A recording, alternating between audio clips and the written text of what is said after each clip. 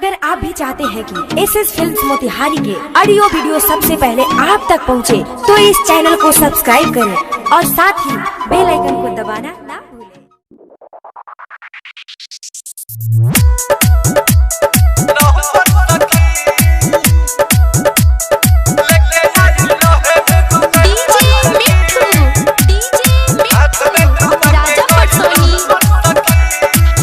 सखी जाहिले जब हम पढ़े तरस से में रहेला खड़े, सखी जाहिले जब हम पढ़े तरस से में रहेला खड़े।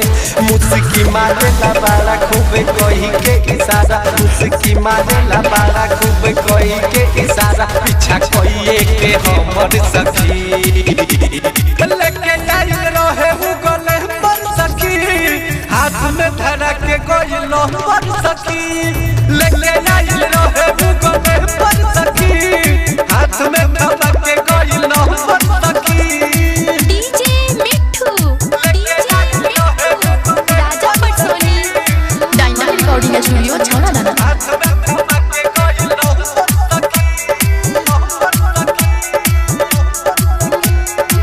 कहलस घरे जाके मिस कॉल मरिहा, हमरा से रानी तू जानी हो डरिहा।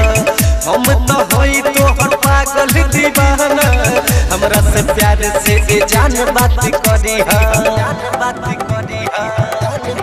आए हाय कहलस घरे जाके मिस कॉल मरिहा, हमरा से रानी तू जानी हो डरिहा। हम तो होई तो हर पागल दीवाना, हमरा से प्यार से ए जान बात करिहा। लागे देखे में छिछोरा तनी सावर तनी गोरा, लागे देखे में छिछोरा तनी सावर तनी गोरा, बनल चाहे हमर लवर सखी। लेके आइल रहे उ गले पर सखी, हाथ में धरा के गइल पर सखी। लेके आइल रहे उ गले पर सखी, हाथ में धरा के गइल पर सखी।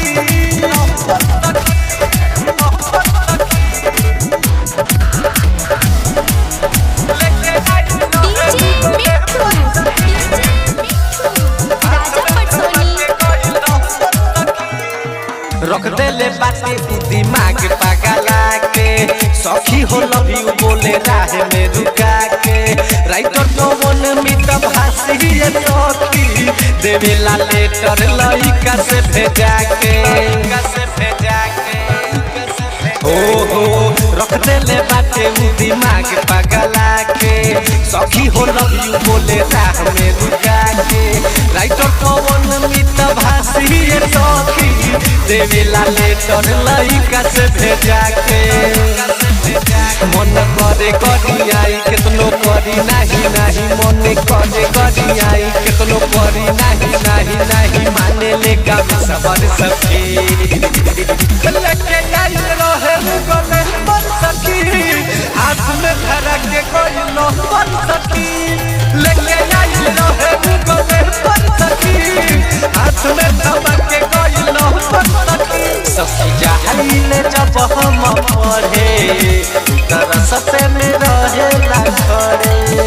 मुस्की मारेला बाड़ा खूब कही के इशारा, मुस्की मारेला बाड़ा खूब कही के इशारा, पीछा कहिए के हमर सखी। लेके आइल रहे उ गले पर सखी, हाथ में धरा के गइल पर सखी। लेके